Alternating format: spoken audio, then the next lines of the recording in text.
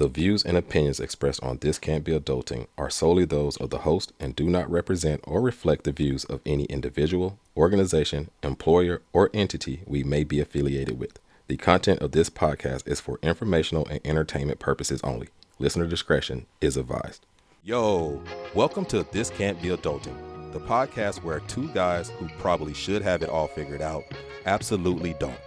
Careers, money, relationships. No one handed us a manual, so we're figuring it out the only way we know how, with real talk, deep dives, and a whole lot of laughs. I'm Herb. And I'm Derek. And if you're out here wondering, am I doing this right? Trust us, you're not alone. So hit play, relax, and let's figure this out together.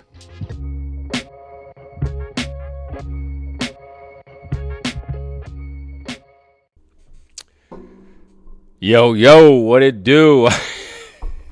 Of course I'm going to be taking a sip. I was going to start over again, but we kind of got to leave that in there. Just for authenticity over here. Oh, man. Every episode, first of all, welcome. Go ahead. To episode 7, season 2 of This Can't Be Adultin podcast. I'm your boy, Derek. And I'm your boy, Herb. The struggle is real. If you can see, the camera's going to look a little different, They're weird, not going to see. angle. They didn't see until that. Now you can tell. Oh, no, 100%. 100% you could tell the difference.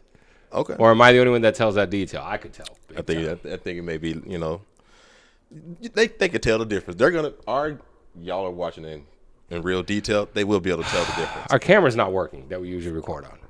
It's so frustrating. We had everything ready. Because if y'all don't know, the recording studio is my upstairs loft in my house. So we got this whole shit set up. So yeah, major setup. Lately, it's a major setup, right? Yeah. Lately, I've been trying to get shit ready so that when Herb gets here, we jump and run into record. So I plugged everything in, and then I was like, Herb, the camera's not turning on. Maybe you know something I don't know. He usually deals with the camera. Yeah, I started putting a magic touch on it. But yeah, that didn't work. It didn't work. Camera just ain't working. And so we're recording on an iPhone right now, which I actually think looks better.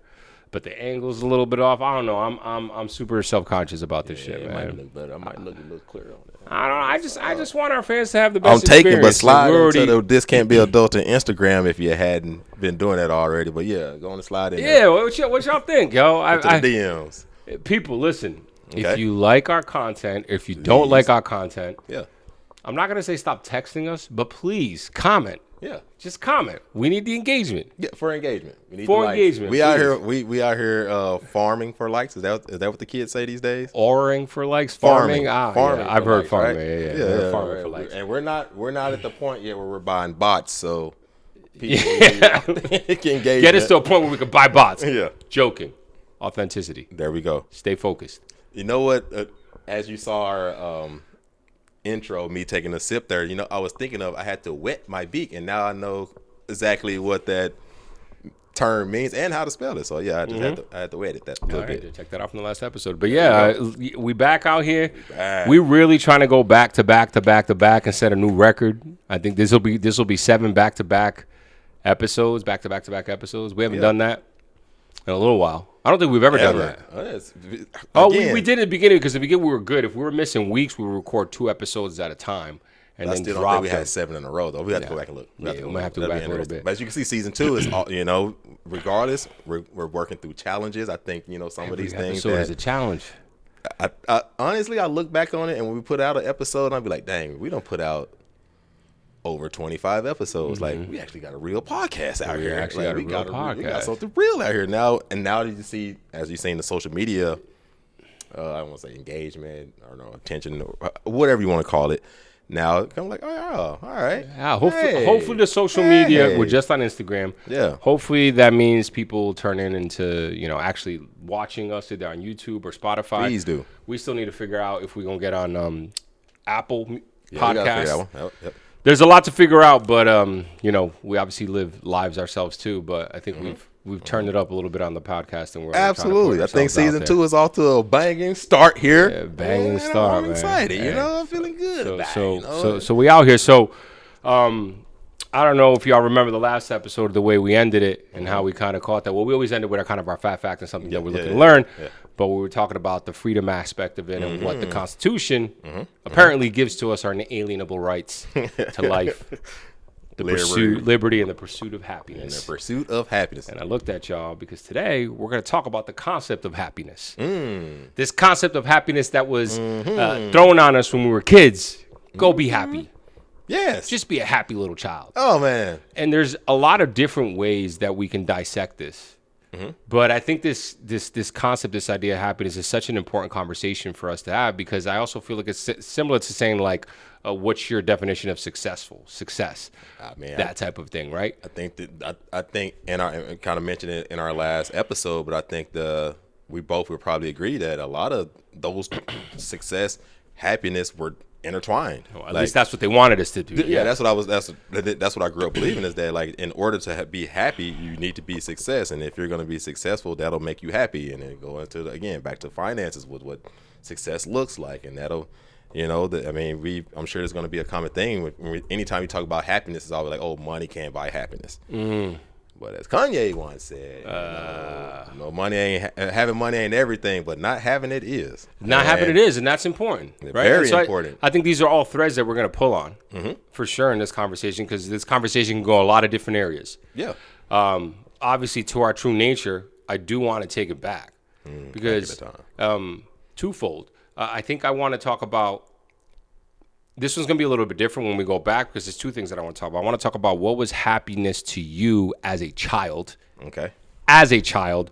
Okay. And at the same token, what were you told would make you happy as you got older or when you got older? Yeah. Does that make sense? Two different things, because you're both taking it from the experience of a child. Yeah.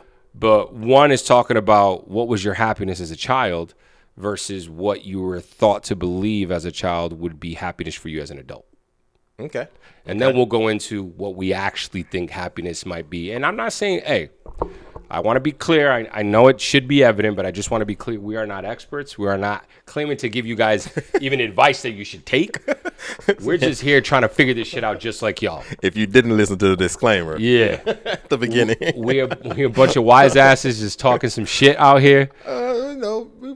Well, I maybe guess, I'm just a wise ass. I'm sorry. Maybe we might know a thing or two about happiness. Maybe. And, it comes down to what we discuss. We hope brings some sort of resonant with any of y'all to be like, hey, you know what? This kind of makes sense. I do think about these things. Yes. Because at the end of the day, like, nobody's taught us how to adult. Let's be honest.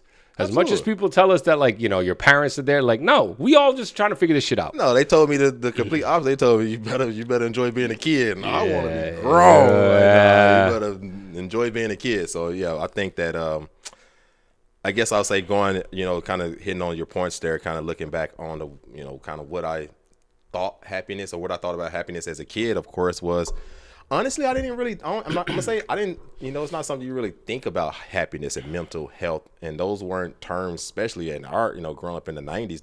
Those weren't terms. So like, happiness was like growing up in a community surrounded by my, family, and being really kind of having those things that we spoke about, the freedom. Like I wasn't restricted. I didn't come from like a helicopter parent household. I was able to walk around my neighborhood. It was very safe. We were latchkey kids. We were safe. The money was flowing, from what I knew. Like I wasn't working, so hell, like as far as I knew, shit was going well. So like all the things that if you look at, some of the happiness, rankings and things that you will see, worldwide, I think we were hitting on those from my perspective as a kid. So let me ask you a question before we go into any of the world rankings and stuff like that. Did you consider yourself as a happy child? Yeah, absolutely. Why? Why were you happy as a child? That's what I want to know. Because I came from what I felt was a safe environment, a happy home. Like my. What does that mean, though? Like again, my parents, we're trying to define it. Oh yeah, my parents got along. There wasn't. I mean, they had their challenges, but I wasn't. There was no abuse. I never had to worry about, food on the table. I never had to worry about clothes on my back. I never had to worry about shelter. Like, so I felt like it, life was pretty easy for me to be able to just focus on the things that I wanted to do. Yeah. And I think that's what. And what did you look? What did you want to do? What were you doing then? Playing. I was playing sports. That's it. You were in the moment. But I will also, I will say, because I had relatives that live right next to me, cousins and stuff, that maybe were a little bit older than me, like for 2 or 3 years, and they had to work. And they came, like one of them came from A single parent home. It was 4 boys.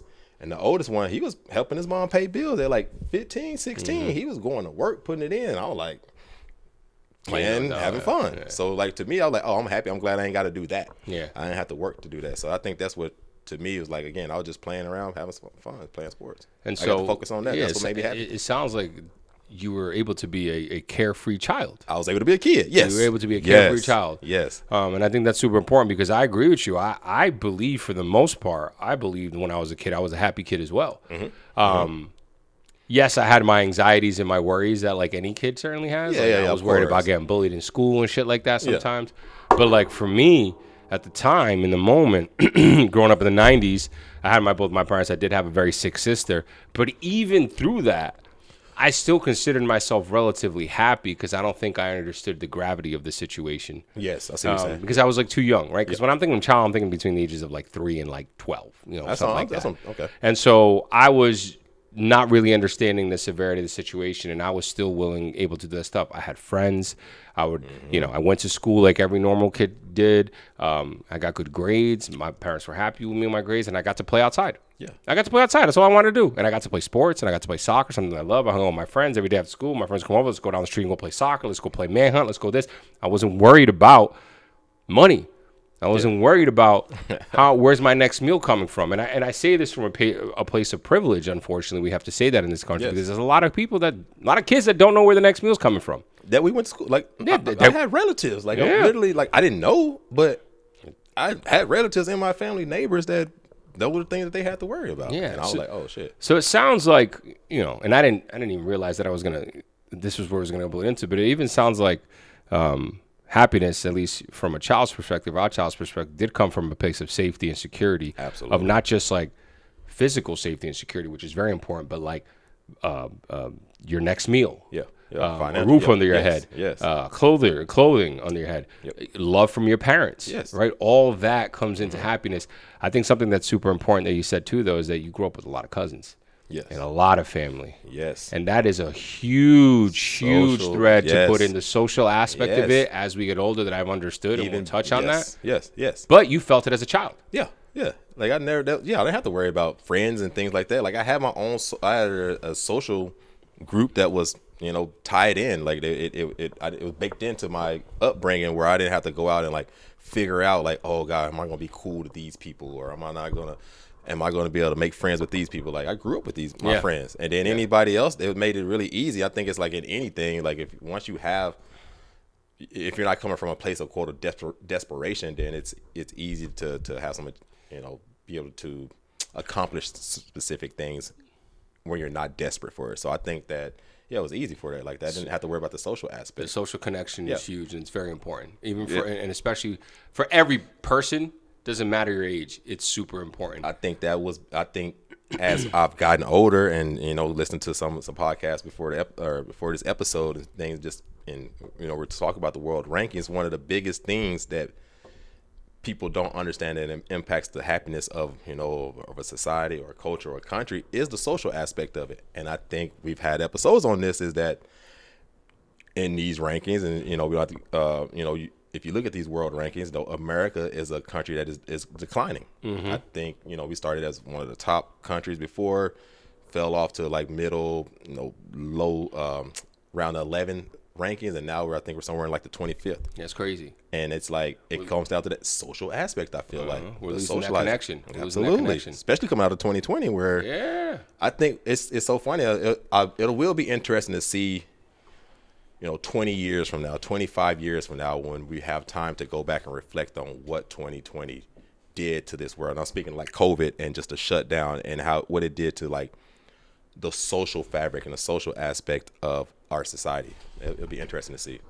I think it'll be very interesting to see. And I definitely want to touch on some of that when we start talking about kind of adulthood. But going back to childhood, you felt you were a happy child. Absolutely. But talk to me about what people were telling you happiness would look like when you were older, though, when you got to an adult. Did you ever get those messages? Did you have an idea? Did you have a thought?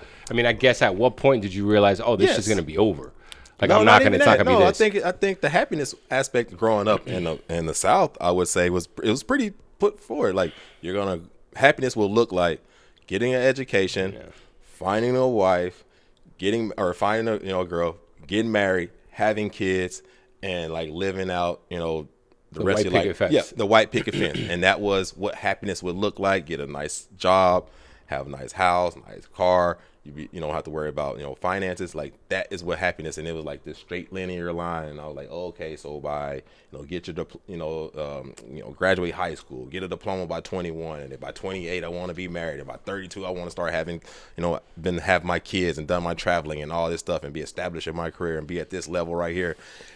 And I will say that just ain't how. That's what I thought happiness was. I would say I'll leave it at that. That's what the playbook was and was told to me growing up what happiness would look like as I got older. And notice that you can maybe argue that the only part of that stresses or emphasizes human connection is maybe finding a partner. Yeah, yes. But like none of what was told to us was, because I agree with you. I think that was the same message that I got.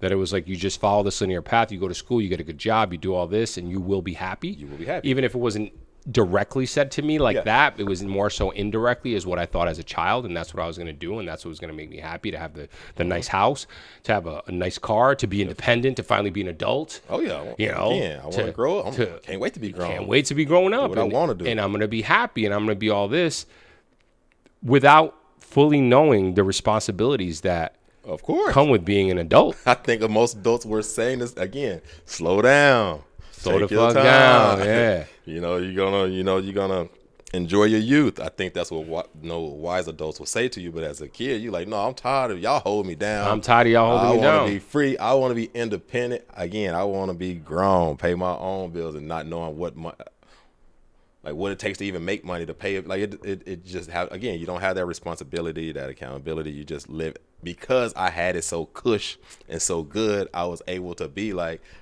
I wish I had it better. And I think sometimes we try to get happier than happy. We try to get happier. No, that's a good point.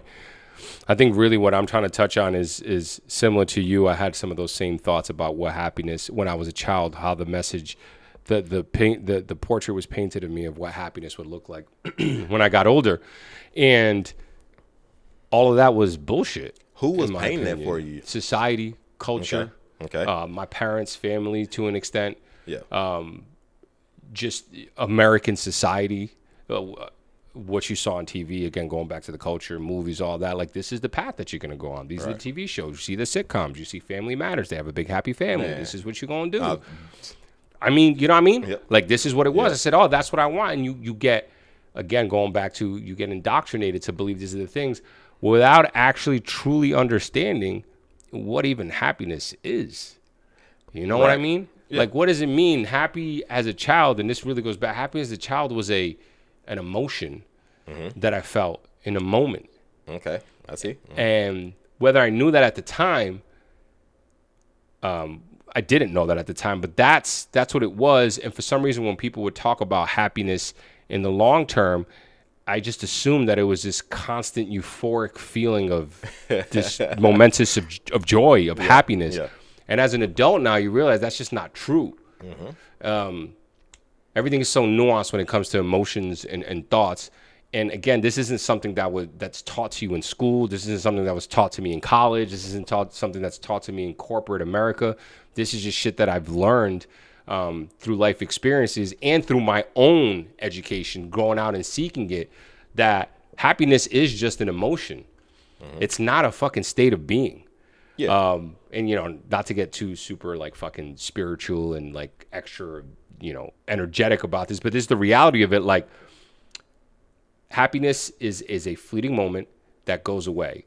And for me, I was happier as a child because I was able to be in the moment more than I am now. And I think that's the problem with a lot of adults now, is that a lot of adults aren't able to be in the moment, live in the moment, stay in the moment, because we're constantly being told we need to worry about the next thing. We need to worry about the next promotion. We need to be thinking about, when am I going to get this new paycheck? When am I going to get this new vacation? When is this going to happen? And admittedly, that's been me for years. That's been me in survival mode for years now. So I'll pause there. What do you think? I was gonna say, what do you think it flipped? Like, when, like, was it college? Was it post college? Was it like, getting the first, career started? Like, moving? Like, when? It's slowly flipped, but I think once I got out of college and once I started working, you start realizing the responsibilities that you have, right? Okay, I have bills to pay. Okay, cool, but this is doable.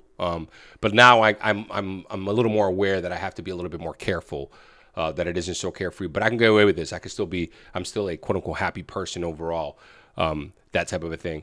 And slowly but surely, it started getting a little bit more intense where it's like, okay, credit cards. Okay, I got to make sure this is paid off. Oh, I got to have investments. I got to have a 401k. Okay, because I have to save for retirement. And then all these things start piling up on you that you don't get taught about. There's responsibilities about how you have to take care of your future self. And by taking care of your future self, you have to sacrifice some of the momentous things in the moment things. Oh, maybe I can't go on this vacation right now because now I got to do this. And when that stuff starts hitting you, the in the moment things that I lived for were exciting things. And I wasn't able to recalibrate my nervous system to say, just because you're not doing something exciting doesn't mean that you can't be content. And I think that's the state that I want to be in my life, is in a state of contentment as opposed to a state of happiness, because there's no such thing as constantly being happy. You're going to have sad emotions. You're going to have all that. Content for us, I don't say even just specifically for us, but I think content in a capitalistic society is frowned upon. And that's what the issue that we run into is 100%. Like, under no roles that you and I have had has it ever been good enough to just do what's already been done. It's always, we need more. No matter how good you're doing, we need more. It's on to the next one. So there, you can't live in there. Is no way to live in a state of content. We don't live in a society that allows us to be in a state of content until you're ready to die, is what they, basically trying to get it set up as. Like, oh no, don't, put in all this hard work right now in your prime years from the ages of 25 to 65. And then when you're done with your prime years and all your energy is depleted, now you can go and retire and sit down. And it's that, I feel like that almost sets you up not to be happiness, because there should be along the way happy experiences. Now I agree with you on there. Like, happiness is a state of, it's emotion. Like, it is not a state of just a consistent happiness that you live with. Fleeting moment. There we go. Now I will say, like, you need to be in a place where you're, as you said, content. But I think, have you, or I'll say it this way. I feel like I always compare like happiness and joy. And I feel like, happiness is in the moment. But I feel like there's times when I have joy, when it's like, it's almost an outer feeling, to like, not to get too spiritual, but it's almost like a spiritual feeling. Like, okay, I'm in this moment where I'm experiencing joy because I can have a chance to pause and reflect and look back and like, dude, you have done things you can be proud of. You are in a good place. You are safe. You are secure. Like, that is a happy feeling to be like, oh, dang, I won't say make it, but like, oh, I have done things I can be proud of. And it isn't all crashing. It isn't correct. All bad. Yeah. So everything you say is spot on, and also very simple, right? Nothing you're saying is overcomplicated. Nothing you're saying is like, it can be mind-blowing, sure, but I don't think anything you're saying is mind-blowing. But the problem that I believe, again, these are just my opinions, the problem I believe is that people don't take a step back to think those things, because we're so much in the go. Think that if you're a TSA agent, you're not getting paid, you can't think that. Right? That's also a good point. If you're about to lose your job, you can't be happy. Like, you don't have a time to reflect. And again, we kind of mentioned it on the previous episode, is that we live in this constant state of, you have to keep on contributing and working. If you're not moving, you're dead. That's the thing that you feel. And the reality is, for some people, that is the reality. Oh, yes. If they're not moving and going to get money, they could be sleeping under a bridge. They could not get this next meal. And while I do strongly believe that true happiness, or I kind of even want to just move that, true contentment, true satisfaction with life, with your own life, is a result of inner workings, we can't deny that it's a more nuanced conversation. Meaning there are multiple threads that pull on the satisfaction thing, and part of it are the systemic issues and challenges that we have in this world, and not just America, in this entire world. So it's very easy for me to sit here in my house after having made the money that I made in my career, to be like, oh, I can now try to figure out my satisfaction, my meaning, my enjoyment. Absolutely. So easy for me to say that when we have a single mom of 3 working 3 jobs who doesn't even know she's going to have enough money to put pay for rent the next month. Oh yeah, happiness to be like, hey, this is something you have to work on in your inner self. Happiness is, for her, is almost measured. It's a metric where like the metric is the bills cost X. I need to get here, and that's going to dictate how happy I'm going to be, at the end of the month. Yeah. And I think where we've gotten to it, I think where you're going is that you have an opportunity to where you're not feeling the crunch of, if I don't put in this hour of work today, then the light's going to be turned off. They're going to kick me out of my house. I'm going to lose my car. Whatever the situation may be that a lot of people are dealing with. So you have the opportunity again to be able to reflect that. Yeah. Be present. I can be self-aware. I can be present. I can be self-aware. And I'm not saying somebody in that position can't, but what I am saying is that it's a lot harder for a person in that position to be self-aware, to be super grateful about everything they have. It's possible, but it's almost damn near impossible. Do you think that the struggling single mother of 3, and yourself, do you think y'all are on different happiness levels, or do you think that? I don't even necessarily think that either. I think there's single mother of 3, of 4, whatever. I think there's people that are in much lower positions, that many people out there are probably more grateful for even the little things that they have than I am for the big things that I have.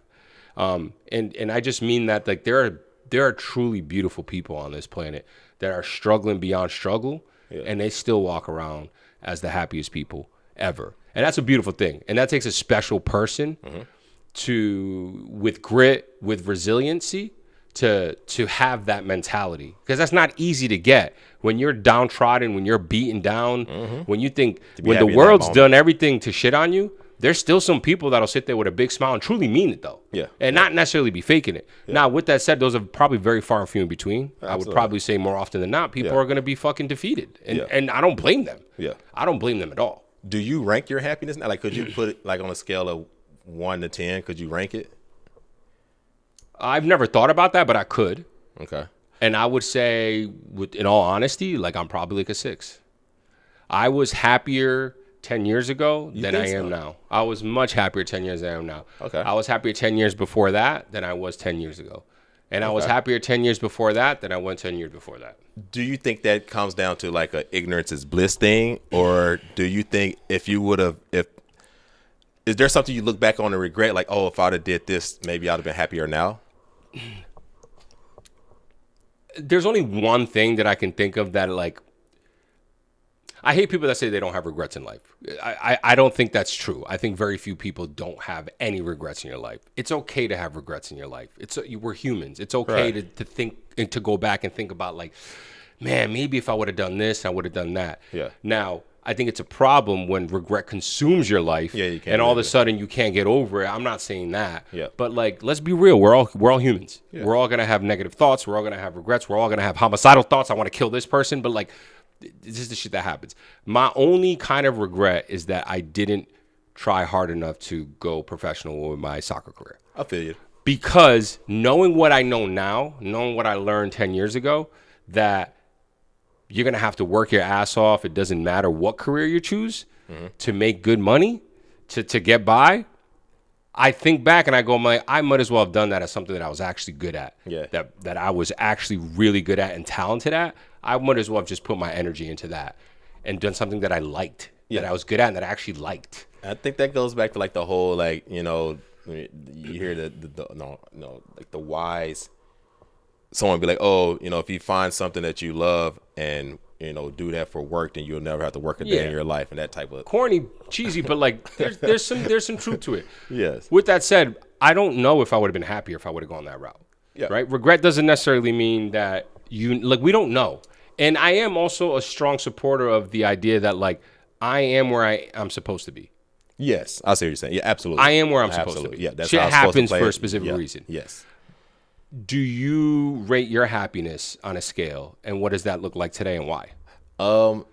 It's funny, and the reason I asked was that, like, I feel like I should be the happiest I've ever been based on everything that I thought was going to make me happy and being able to get those things. And if I were to give it, I feel like I would rate my happiness at like maybe like a 7-ish, but I feel like I'm forced to rate it at a 7 because Because you have the I things. would be ungrateful as hell if I was be like, actually, bro, my happiness is at like a 4 or a 4.5 or a 5, like something like that. Because then I'd be like, dang, like why? So who you rating the 7 for? I think to tell myself that I'm happy. Just to tell I'm trying to yourself convince you're myself happy, how happy I am and should be, even throughout this year, I'd be like, man, are you really happy? Like you've gotten We've talked about this. as much as you will, and it's still like the happiness don't seem like it's where I thought it was gonna be. Like, I was gonna go from like a 6 to an 8, and I'm like, man, I could definitely live on 8. What happened this year that made you think that? Well, again, like making way more money than I've made, and I'm like, okay, this is gonna cure all my issues, and shit, it just hasn't. Like, I feel like at times looking like, damn, almost feel guilty and like at myself, like, man, I really thought I'd be happier. And it ain't that I'm not happy or grateful, but it is a level of like, damn, I this isn't what I thought I was gonna feel at this level. Bro, this is some real shit right here, right? You witness some real shit. I'm glad we could have this conversation. Oh yeah. Because this is some real shit, and I'm almost positive a lot of you feel the same way. Because I feel the same way. Like that's some of the realest shit that I've ever heard, because we get told so much with the more material possessions that you have, the happier that you're going to be. Oh God, there's so many threads, and it all comes down to finances, money. You always get told money will make you happier, happier. And the reality is that, and I don't mean just you, but anyone, and this is going to sound corny, if you aren't good with yourself internally fully, and it's not to say that you're not good with yourself, but like there's certain things clearly that all of us are dealing with that are keeping us from being happy. And I don't think it doesn't need to be a big trauma or something like that. It could just be like, yo, can I just take a step back and just assess a couple of things to see why I'm feeling this way? It could be as simple as that, to you to really find out what your satisfaction and contentment is with life, because we've always been told that with money, it'll come more. I remember, man, being like 25 years old, starting in sales, and being like, yo, when I make 6 figures, I'm going to make it, bro. Man, it was always that. I'm going to make it. I'm going to be good. Yeah, I'm going to be good. And I made $100K. I remember my W-2 was 103 when I hit 27 years old, right before I moved out to Austin. I said, damn, I was lit. That shit lasted like a week. And then I was like, came back into work. Hey, Derek, where's that forecast at? How can I make more? Yes. Then I caught myself each year being like, oh, I got to make more. I got to make more. That's a new standard. Make more. And it's just, and that is what we live in. There's a happiness Harvard professor that I recently listened to a podcast of his completely unintentionally. And it was right after, it was like Friday. And it went on. I was like, oh my God, it's about happiness. And he lays out what he believes the core components of happiness are. Okay. And I really like this because I really fall into this. He defines, his name is Arthur Brooks, a Harvard professor. He defines happiness using 3 key pillars, and he often calls these 3 pillars your macronutrients. Okay. Number 1, enjoyment. All right. Pleasure enhanced by people and memories. So people, the connections that you have, very big. Satisfaction is number 2. Okay. The joy derived from striving for and achieving goals rather than the reward itself. Okay. So it's about the journey, the process, rather than that. And number 3, meaning. And I think that's something people forget all the time. That's the hardest thing. That's one of the hardest things, a sense of purpose and coherence in life. Yep. Yes. And I think if you can take a step back and say, do I have these 3 things in my life? You'll realize that you're missing 1 or 2, and then it'll help you understand, okay, this isn't why this is why I don't feel this happiness and this joy. So let me stop there and see what your thoughts are on that. I think that's absolutely right, because I can even feel like I can look at all 3 of those and be like, oh, this is what's missing. And I think as we get older, the last one, that meaning thing, is you start thinking more about it. And I think even in your example, like, our regrets, I wish you would have gave, how you mentioned you wish you would have gave more for soccer, comes down to like, then I would have known what my meaning is. Like, it was easy when I was playing football to know what my meaning is. Yeah. Like, oh, I'm waking up, I'm putting in this work, I'm getting the enjoyment, the satisfaction, all that from putting in the work, knowing that on Saturdays when I go out there and perform well, like, oh, this is what the meaning. This is all that work, all that hard work, all that the sacrifice that was put into that.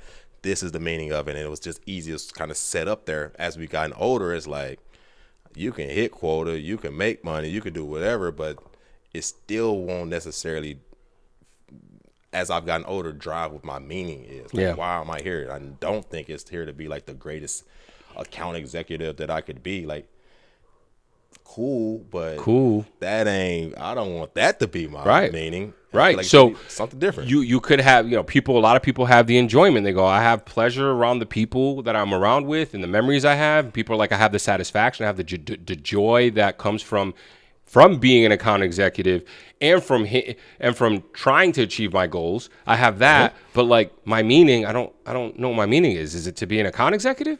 And so people are missing that, and so they feel this like emptiness. Yeah. And it's like, and it could be another way. Maybe they have meaning, but they don't have satisfaction in some of those goals. Yes. It's a really interesting thing that people really need to understand. Part of what Brooks says as well, and he adds to this, he's like, what I just mentioned to you are the 3 components of happiness, but then he also talks about 4 pillars of happiness. So he identifies 4 primary pillars to build a fulfilled life. Okay. And those pillars are 1, family, nurturing relationships with family. Yep. And you have that. You have that in O's. To an extent. Yes, but I think as you and I gotten older, or at our age, when people say family, they're thinking of kids' immediate family. Oh, true. But knowing you, I always think about just your family back home in Arkansas, because I feel like some of the times that you're your happiest is when you're with your family in Arkansas. Absolutely, and I think that I'll let you keep going on the rest of it, but I think that is absolutely. When you look back 10 years ago, why you felt like happiest in those moments, I think that's when we were at our biggest social circle. Yes. And that's what I mean. The most fun. Yeah. That's absolutely. what I mean. It was that human connection, 100%. That's the second one, friendships. Maintaining real personal relationships and managing the decline in social skills, because we are declining in social skills. Absolutely. Number 3, this is a little bit like, faith or transcendence. Mm-hmm. All right, so connecting to something larger than daily life, right? Yes. We talked about religion for some people, spirituality. Yeah. For me, it's like this what's our meaning in this universe? And I fucking love that shit, and that does give me a sense of awe and all that stuff. And then the last one, which is important, and this is where I feel for me that I'm missing, and it goes back to the meaning aspect, a sense of purpose and coherence in life. But the 4th pillar is meaningful work. Doing work that serves others and provides a sense of accomplishment. I know for sure that I'm missing that. Absolutely. And I also feel like I'm missing a bit of like the friendship aspect and the social aspect of it. For us growing up in like playing sports, and both of us played football, ironically. Now it depends on where you're from, what that sport is. We're in a football heavy city. Like Austin is whatever football, American or European. And we have a lot of experience, with that. Why do you think it is that we don't get back like to coach or volunteer or something like that? You were telling me about it. You were asking me this on Sunday. Coaching doesn't rock my boat anymore. Okay. Not anymore. It never did. It never did. I was never like, I would like to be a coach. And while I did love soccer back then, it's not that I don't love it right now, but I've also tried to join leagues, and I've played. I just kept getting hurt, and I just kept getting annoyed with getting hurt. Yep. And I'm just like, and so like getting back into the soccer thing, the football thing is just like not for me right now. I feel like I want to find other ways. But like, why haven't you done anything? I don't know. Actual football wise. Honestly, would you want to? I've always given an excuse like, I don't want to have to, worry about it on like weekends, or like I had work, I'm traveling, so I can't like. True, I hear you. Be there as much as I need to. But honestly, like, it's something I've thought about. I really feel like, maybe it isn't a coaching a team, but you can other ways to give back to the youth. Because I love kids, I love the sports, and it doesn't even have to just be specifically the football, but like just in general, just giving back to kids. I could feel like that would provide me with quote unquote the meaning, and some type of meaning. But then again, I feel like I'm out here like chasing what this meaning is, all because like, what if I feel like, is that coming from a good place to be like, I want to go and coach a team so that I can be happy? Yeah. As opposed to like going and like giving back to like make someone else happy. But I think 2 things can be true at once. That's fair. And what's something really important, I hear this a lot through my like, I've gotten a lot into like the meditation space and the meditation world. And admittedly, I haven't meditated in actually a lot. Like, sat down cushion meditation in a while. I got out of that practice a while ago. Shame on me. I need to get back into it. But I still follow some of my meditation teachers and all that, and listen to Dharma talks, which are like talks about the Dharma, about the meditation world, and whatever the case is. And one of the biggest things that they say is that, doing things for others, even if it's a little bit for making you feel good, is a good thing. Yeah, absolutely. Because you need to be good in order to make other people feel good. And that's like a corny, like very cliche thing, but like that's okay that you're getting something out of it as well. Yes. You know what I mean? I think, and I have a genuine level of I get joy from seeing other people have joy.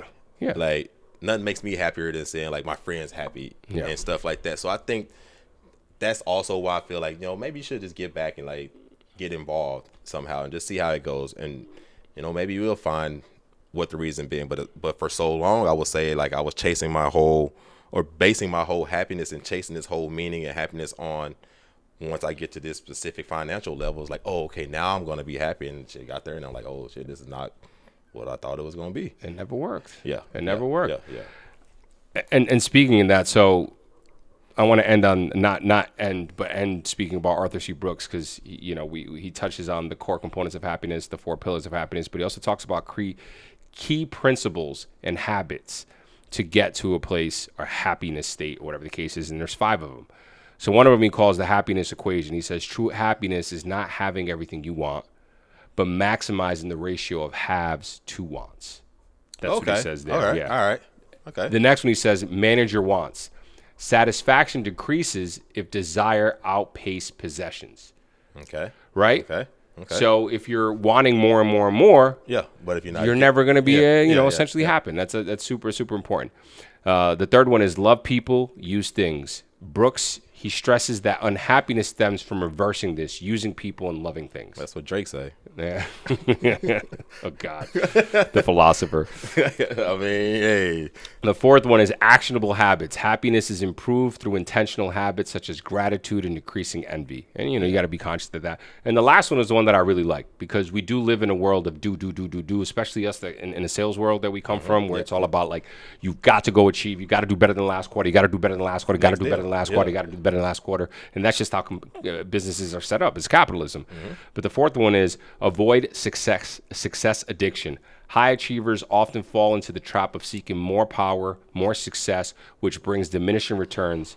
And that's a big reason for unhappiness. Absolutely. There is a plateau. Like, I feel like there's definitely a plateau to where like you can achieve so much, but that it's at a specific level. And I think it kind of gets into like the whole finances, like up into a certain, money could buy happiness to a specific point. But once you get to that specific point, it kind of starts to plateau out very fast, and you're going to have to find true happiness somewhere else. And I think that's kind of where it kind of ties into just like the whole like you just got to figure out. I would say happiness is something that is hard to but the whole purpose aspect of it is like I would say the hardest part to conquer at the end, especially as you get older. Yeah, it is. And I don't know if I really have good advice on that, because again, we're giving advice, but not really. Take what you want. But it's something that I've been working on too. Like, what is my purpose? I can say this. I have been trying a lot. Obviously, you all know this. I quit my sales job because I'm just kind of tired of it. It doesn't mean that I won't get back into sales. Right. And I wanted to work in a museum, and I work in a museum now, and I work part-time in a museum. I'm not making a lot of money. Right. But my nervous system is reset. I do feel happier. Okay. I do. Do I feel super happy? I mean, I gave you a 6 out of the scale of 10. Yeah. But I was probably like at a 3 or 4 before. Yeah. So I have increased because I'm much more calm, much more stressed. For me, and again, who knows? For me, I feel like happiness or contentment. I know we keep saying happiness, but we've established that happiness is a fleeting emotion. It's not necessarily a state of being. No one can be eternally happy. Yeah. That doesn't make any sense. That just doesn't happen. But the state of contentment, I just want a low-key, stress-free life. Like, I want to make enough money doing a job that I feel like I'm good at, that's doing something meaningful for the community, that I feel secure I'm not going to get fired or laid off in because the economy and the world is going a certain way. Yep. Like, that's what I want. Yeah. I want that, and I want to be, I would love to be content with a partner chilling here where we can maybe build something, but I also am not like tied to that. It doesn't have to be with a partner necessarily. What's more important to me is having real strong social connections. Yeah. and like having people that I can hang out with regularly, that I want to hang out with regularly, that I want to have connection with, that I want to have good conversation with. And that could be a partner or that can just be friends, like whatever the case is. Like to me, that seems chill. Now, the other thing that I've also realized, I'll end on this here too, because, or maybe this will spark another conversation. I think we've got some time, but like what I've also realized is that the biggest reason I believe why so many people are unhappy or so many people suffer in general, and it comes from Buddhism, and it's this idea that we're all tied to a certain outcome. In our minds, we always believe that if we get to a certain place, this is the same thread we're talking about. Once we get there, once it turns out the way we want it to turn out, we're going to be happy. So one of two things happens. We either do get that, and then we go, oh, actually, no, I want more. Or we don't get that. And when we don't get that, we're so disappointed. We're so upset because we lack we don't lack. People without practice lack the ability. People without recognition, self-awareness, and practice lack the ability of accepting what outcomes are thrown in front of you. And we don't know, a lot of people don't know how to navigate that. And that's been me my whole time. You know, I was like, oh, I thought that by the time I was 32, I'd have my shit figured out. I'd be in a job that's satisfying, and I don't, and I didn't. And that brought me down, and that got me a little bit unhappier. And I was digging my own grave. And I don't mean that in a more morbid way, sorry. I was digging holes, and I was getting deeper in the hole because I wasn't accepting what was in front of me. And I think that's really the biggest reason why I was at a 4 or a 3. Now I'm slowly climbing out of it, but that's kind of my thoughts.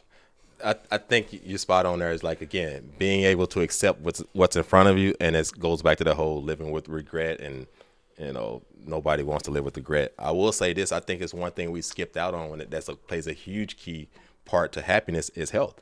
That's we did miss out on that one. That's massive.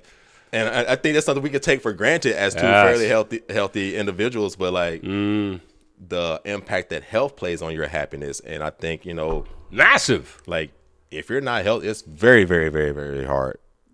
I could imagine, and even, you know, we sit here and say we're healthy. Like, even I feel like I could be even healthier, and you know, maybe that would make me happier. But if you're unhealthy, you have a very unhealthy lifestyle, whether that's from physical health, you know, mental health, you know, abuse, addiction, you know, whatever it may be, like, that's going to play a huge part into happiness. And a lot of that, and again, a lot of that unhealthiness is tied into some of the things we brought up at the beginning when we were talking about like the socioeconomic, systemic challenges that go on right now. Again, if you are a single mom of 3 and you're struggling to get by, you don't have access to healthy food.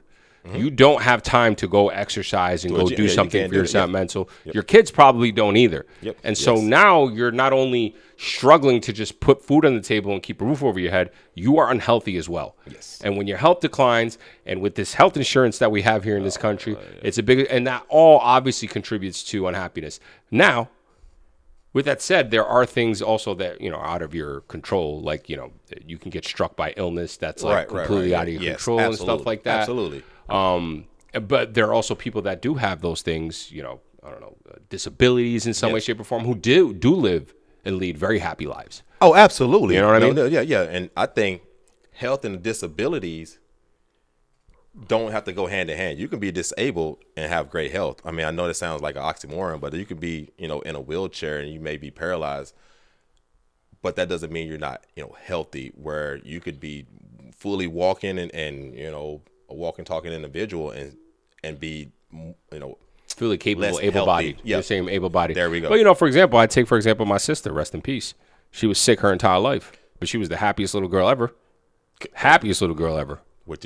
Which is crazy. Yes. She was sick and she knew she was sick. And she didn't feel good most of the time, but for the most part, she was always just happy and laughing and, like, you know, and maybe that's the innocence of a child. Right. I don't know, maybe. Yeah. But, like, you know, there are certainly things you can do that. But I agree with you, you know, the privilege of having good health goes a long way for your happiness. And it also helps to sit there and think sometimes when like I can be bitching there and feeling in a certain mood, I'm like, oh, thank God I'm at least healthy, right? So these are practices that you can put in mind as being self-aware and being understanding. All right, I know shit's going to shit. We live in highly tumultuous times right now in this world. I was just talking to my boy Matt, just called me from home, one of my best friends.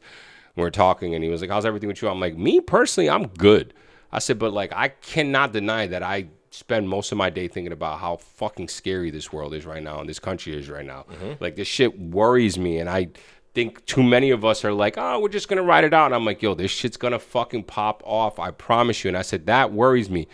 And so I worry myself up, and I get very unhappy about it. And then I think about, like, well, what about the children in Palestine? What about the people in Palestine? What about the people in Gaza? What about, this person over here, that was born blind or whatever, like, even things. And it's not even about poor you, but it's like, yo, being grateful and having gratitude for the stuff that you do have, even though it can be hard to do that, Absolutely. Even though I'm not diminishing the things that are going on in the world, I'm not saying that, but like just in a moment, finding that strength and being like, okay, I'm good from that perspective, that helps you, take the next minute on, the next day on. I think part of that is that, and you kind of mentioned it, is that,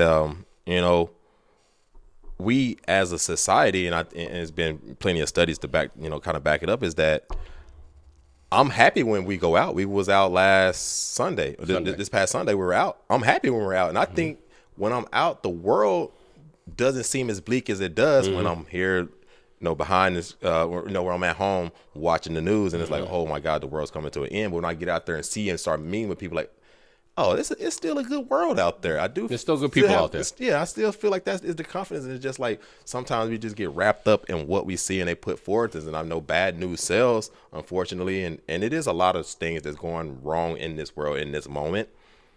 But I also say that, like, we do have to be grateful and thankful that we live in a place where we can go out and still have a good time and not have to worry about our safety.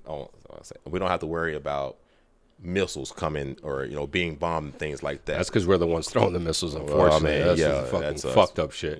Yeah. But no, I hear you from that perspective. Like, I was, and I think I said this at one of my episodes, and I can't remember one of our episodes, I can't remember the exact saying, but there was these two monks, young monks from like Washington, who are like pretty much saying, like, you don't have to be miserable because other people are miserable in their lives to feel like guilty about what you have. Yes. Like, I don't know what the right term is. Sorry, I'm butchering it, but like, it was a really good thing to say, because it was pretty much saying, like, you being miserable and trying to match their misery doesn't help them at all.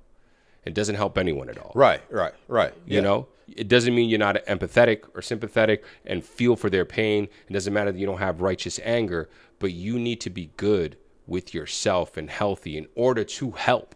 Yeah. In order to if you really want to do something about it, Yes. You can't be sitting there crying on the ground and saying, I'm not going to do nothing, or I'm going to go on a 5-year fast, or whatever the case is, because that could help, actually. Let me not lie. There have been fasts that works. I lied. Like, Mom Donnie did one when he went on a hunger strike with was it the taxi drivers a couple of years ago? I think they went on like a 3-day hunger strike. Together, before he was mayor. Yeah. And they ended up winning something over. So X that. But my point is like, if you're gonna live in misery and you're gonna let that misery not allow you to make moves and to make change in the world, then it's unhelpful. It's unhelpful. Yeah. And in conclusion, really, it just goes touch grass. Go touch grass. Touch grass. Go out in the world. Go out there and meet somebody. Yeah. Shake somebody's hand. Be in the world. Shoot your shot at somebody. Yeah. Whether you get shot. Let somebody shoot their shot at you sometimes. Like, figuratively speaking, like, yeah, like that's happiness can be a very finicky, kind of elusive term. Yes. But it might not be easy to get to, but the answer is relatively simple. It's not about money. And it's not to say that it's not about that it's not all about money. There we go. Correction. It's not all about copious amounts of money. Yes. Let me even make it reframe that. Yes. We need money to survive. Absolutely. You can't tell someone that has no money to be like, it's not about money. No, that's some fucked up shit. That's their whole life right now. Is about It's about having your needs met. Yes. If you can have your needs met. Yep. Your and basic, feel safe, basic and secure. needs. Yes. And then it's all about inner work. Then it's all about having those social connections. Yes. Making sure that you're healthy. Yes. Making sure that you find meaning in life in some way, shape, or form. Yeah. Good. I even think that the more social we are, helps us find that meaning, because the meaning is going to come from something that's kind of outside of you. Even though it's inside of you, the meaning, what your purpose will be, is going to be internal to you. The meaning comes from external in the world that you live in, and that's what's going to drive that meaning. Like, oh, this is where I can add value. I can create, purpose for someone else. And I think that's why it is important to have that social aspect. That's why I think socializing is such a big aspect of the happiness, is being able to, we're social creatures. We Absolutely. evolved to be social creatures. And that's really what it comes down to. So it's just a biological framework that we have in us that we need other people to survive. Yep. And there are very, very few people in the world that can live by themselves. There's a few little hermits out there, very few. But like we all, even the most introverted person. I mean, your girlfriend's introverted as fuck. But like you guys are together. Like she needs people. It's not that she doesn't need people. Yes, right. Like we all need people, and that's how we survive. And there's like oxytocin that's released, serotonin that's released when you are with people. And when we say do the internal work, like you internally gotta want to go out and meet people, and you internally be yourself. That's the action. Be your genuine self. Yeah, be your genuine self, and your genuine self, you'll find that people are gonna love. And that meaning is you're meaningful. You're meaningful. We all have meaning. We all have value when we're born. Right. And so to think that your meaning has to come from some sort of job or something like that doesn't necessarily mean that. Your meaning could be the connections that you have and how much they care for you, and if you weren't around, what that would mean. Yeah. Right? Absolutely. So anyways, man, interesting conversation. I did want to touch on it because we got fed so many messages when we were younger about what the fuck happiness is, and they still get told now. These rich fucks try to tell us happiness is fucking AI and someone fucking a bidet fucking wiping your ass. That's the whole issue, is that like we're talking about how it's important for us to have these social connections, and everything with technology today is literally saying like, oh no, you just isolating your phones, your social media. That's why there's so much unhappiness in the world. Anyways, I appreciate that, but yeah, we're pushing time here, so we'll jump into some of our facts here. I went first last time, so I'm gonna kick it over to you. See what kind of facts you got for the squaddy. Well, it's so funny because this ain't even like a big, huge fact, but it's just something I just came across yesterday. Did you ever think about enlisting at any moment? Nah. No. Okay. Because they up the age. There we go. That's the reason I thought we were safe, bro. I was thinking, they're going to have a draft. I'm like, I'm 40. We too old now. I might enlist, bro. I might just go. We can go in as officers, have us out there, retire, and put my 20 years on at 60. I'll get out. You need to salute me, So fuck out of here. And the reason I was saying that, like, and you just mentioned that what the new enlistment age is for, and this is for the Army. Yeah. They just raised it from, I just had it here, from 35 to 42. Yeah, it used to be 35. There we go. Because I know it was 35 for a while. It might have changed. I don't know if they had changed it before then, but and that's to get into the Army. Now, if you wanted to get into the Navy, I don't know, maybe you want to go to the Navy. The maximum enlistment age for that is 41. Oh, we can still get it. So you can get into the Navy there, and then I think for, I'm looking for the other ones. I just had this pulled up. Oh, the Marines and the Air Force. Yeah. You got Space Force. All right, what is it? Enlistment. Fuck that. Nobody enlist. Fuck that. Don't go out there, don't go get yourself killed, and don't go out there to kill anybody in these fucking poor countries over there, man. We're not doing that. Yeah, I mean, that's unfortunate because definitely, like I say, I got a relative right now that's stationed abroad, and his base actually got hit, and it's like just very young, just turned 21, and now he's gonna come back with, like, I didn't even think about it, and just speaking with his parents about. Oh, we'll be in drippings. Yep, the issues that, like, speaking to him and like the things he's seen and he's gone through at this young age, I don't even like. I don't have that experience. Like, I've never been at a place that was bombed, so like just seeing that, support your troops. Glad we have them. Now, as far as the ages for the other branches that you can get into, Army was raised to 42. U.S. Navy is 41. Air Force 42. So we're gonna be Top Gun. Shut up. That's gonna be Top Gun. This guy over here. You asked for Space Force. 42. It's aligned with the Air Force. Coast Guard's 41, which I think is the hardest, and then the lowest age. What do you think it is to get into the Marines age limit? That's got to be like 37. 28. 28. Man, you can't get any late. Boy, you got to come. They need some devil dog. You got to be ready for action. My cousin was in the Marines. He was in Iraq, Iraq rather. There you go. Interesting, but no, I would never enlist. I don't recommend anyone. Please. Yeah, I thought about it. I thought about it because we'd be officers. I thought about it. It's not about that, Doug. Like I said, I'm a radical lefty. I'm not. I want to support my troops by making sure they don't get sent over. I'm with you there.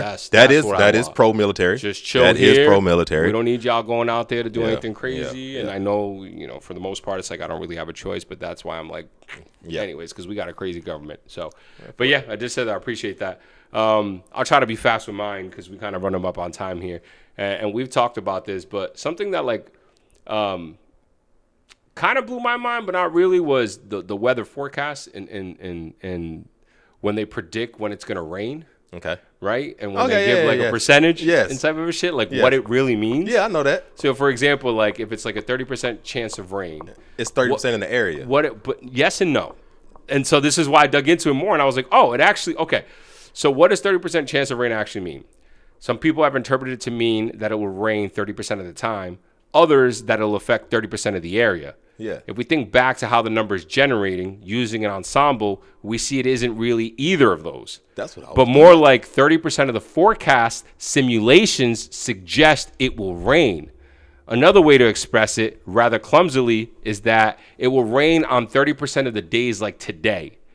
Days when the starting point of the forecast is almost exactly the same as it is today. When does this, I guess, what's the starting point? I mean, I guess it's in the moment, at the forecast in the moment. If it's like this, then if it's a 30% chance, then that means 30% of the time it rains. That means that out of 100 simulations, 30 of them, rain came out of it. Okay. 70 of them didn't, so it's 30%. So they do a calculation method. It's one of the methods often calculated using the ensemble forecasting, where multiple computer models with slightly different starting conditions are run. If 30 out of the 100 models show rain at a specific spot, that's a 30% chance. Oh, that's where we get that spot part. Yeah. Oh, Yeah. Interesting, huh? Yeah, because I mean, growing up, it was like 30% chance of rain. I was like, it's a 30% chance that it's going to rain. It's just going to rain. Yeah, it's going to rain today. Yeah. Then I got older, no, it's actually 30% of the area. That's what I thought too. Like 30% of Austin is going to get it. Exactly. That's what I thought it was too. Yeah, like 100% is going to rain 100% for sure in Austin, but only 30% is going to get it. But now with you factoring those two numbers into it, now that makes sense. Yeah. Now the percentages make sense. Oh, okay. Interesting, right? Very interesting. Because I also thought the second one like you too. So I was looking into it today and I was like, oh, this is what I thought. I'm just going to, I think Herb knows that. I don't know if Herb. And then I started looking at it. I was like, oh, it's actually not even that either. It's a confusion. Now it was just, anyways, this is why we're not meteorologists. Meteorologists over here. Tune in. It's going to be a little bit of rain here. All right, yo. Meteorologists. Hey, that was another episode. Season 7. I appreciate that, Herb. Appreciate that, dog. Later.